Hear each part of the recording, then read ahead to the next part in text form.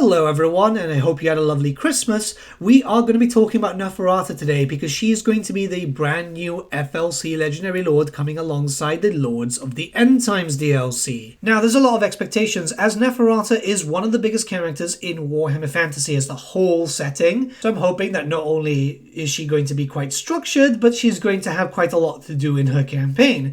Thankfully, nowadays, FLC characters, especially when we've looked towards like the Mask, are very out there. They've got a lot of detail to them, so I'm not too worried about that. So let's talk about Neferata and how I expect her to work alongside some other ideas. Now, the only real option for her start position is the Silver Pinnacle. It's going to be a bit of a weird one because lore-wise, yeah, it's where her base of operations is. She doesn't have Lamia just yet, and I do think her campaign should focus on going down to retake Lamia. But you do have to be prepared for a Silver Pinnacle start, meaning that you're going to be surrounded by not only Ungrim and Azag. Well, Azag is more of a potential ally, but yeah, you are stuck in the middle of where most of the core fighting happens in the Warhammer Fantasy world.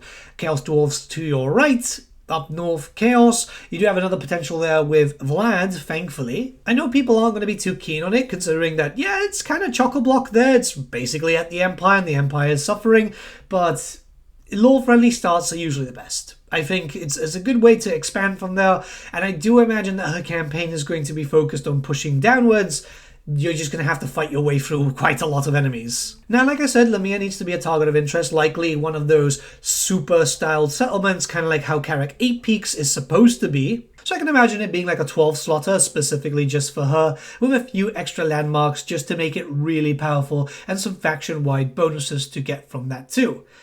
It'll give you incentive to go down. I hope it's not going to be done in the same way as Karak 8 Peaks, where it's like you've got a bunch of negatives until you take that, because that's not fun. And to be fair, like, it's quite a distance. You're going to have to fight your way through Nagash, through Skarbrand, and worst of all, Forek, who is an absolute pain. The challenge is already there. Now, Neferata would likely have access to a few different Tomb King units. In fact, we do know that she's got access to Tomb Guard in lore, so I could see some Tomb Guards, maybe even a small amount of the roster being there. Very small hybrid, but larger than, say, for example, Arkan right now, where, well, Arkan's access to vampire count units isn't really great, and I'm not going to lie, barring the Hex Rays. The Hex Rays are great. I doubt that they're going to go full hybrid faction, but a fair amount of the roster would be great. The whole Casket of Souls, that's just great additions, and it makes sense considering lore-wise there's a lot of Tomb Kings that still follow her, because she's still their queen, and they still follow her with absolute admiration.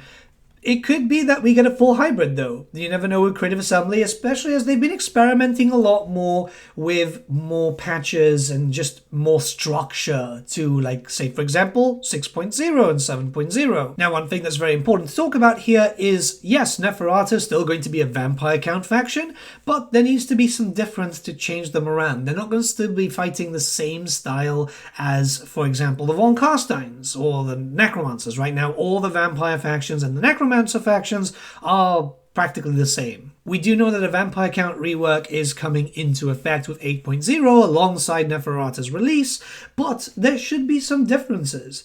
While it's still functionally a vampire count campaign, you've got to think about it in a very similar sense to how the different monogod warrior factions play. The rosters are ultimately the same, but the playstyle is actually quite different. Neferata as a faction should actually have access to a lot more structured cults in the form of vampire covens than every other vampire count faction. This is something that I imagine will be implemented because it's something that appears fairly often in Lamian lore. Lamian vampires aren't the fighty ones. They work to destroy empires through the means of subterfuge, usually in the form of vampires infiltrating courts, kind of getting that system up and running, really hurting from within. So I can imagine cults in the same style as the Changeling, just like basically settlements in there. Depending on how things go, maybe a little bit less. And I want to stress out that this is not supposed to be like your main form of expansion. It's just you can have a cult in, say, for example, Altdorf, and you can decide to boost them up economically whilst also boosting yourself, or kind of enthralling them to kind of do your bidding. Think about it in a way where you're taking control, very lightly, of all the factions on the table, or at least the ones that you are able to kind of influence.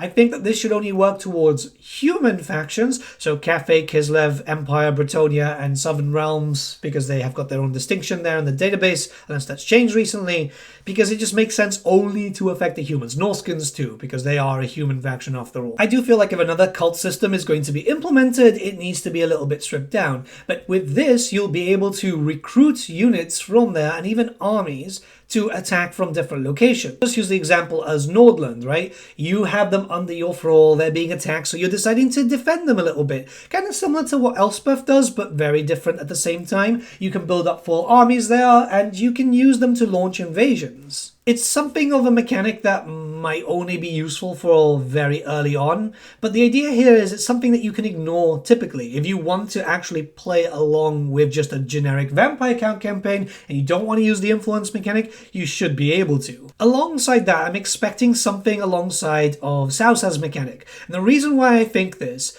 is because when I actually had access to the Sausa DLC during the early access period during Free Kingdoms, I actually said it was perfect for Neferata. They shared it, so clearly Creative Assembly think in a very similar way. And yes, this is actually just the changing of the ways, just a lot more detailed. I think something like this is very, very important, and it ties in with what I said prior, where you can then influence other factions to make war with others. The changing of the ways mechanic is quite good, but it's very stripped down and very basic, where Neferata needs a lot more. Neferata needs detail on improving enemy settlements, allied settlements, influence settlements, your own settlements, fighting against other factions. There's a lot that can be done here. I wouldn't want a basic changing of the ways mechanic because it needs to be there and it needs to be really large.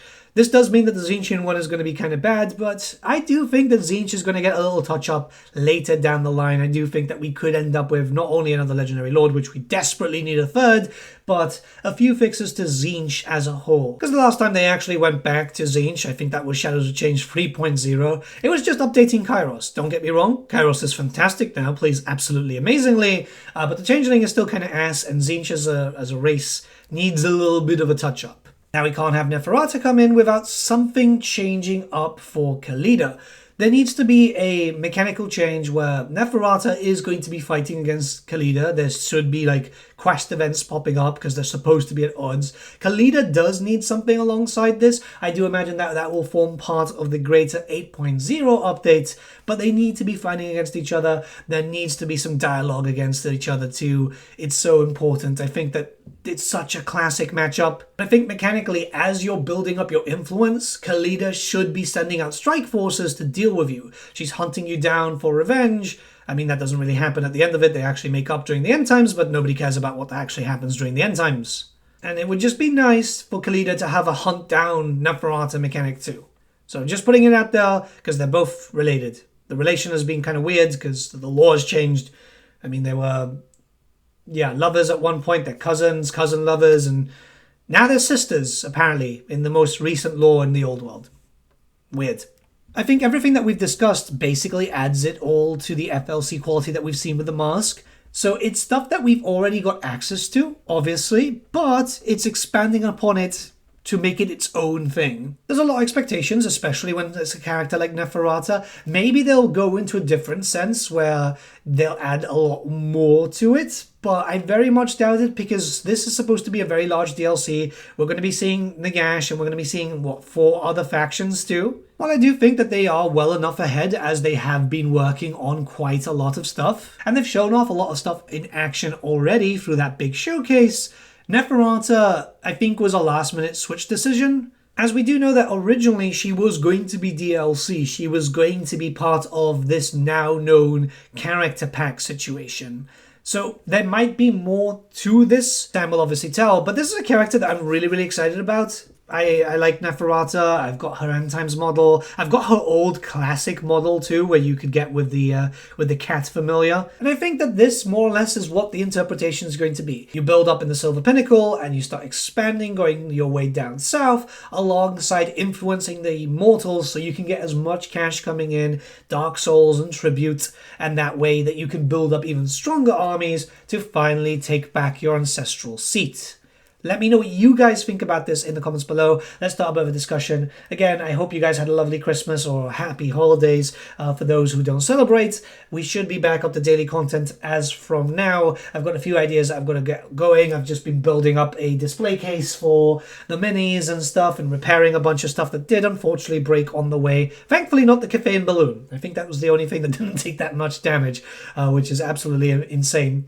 But yeah, have a great day, guys. I'll see you all again very, very soon. I'm not sure if I'm going to be streaming for the next few days, but Legend of Total War is doing his big charity stuff. Go and support him. Go say hi to him. And yep, bye.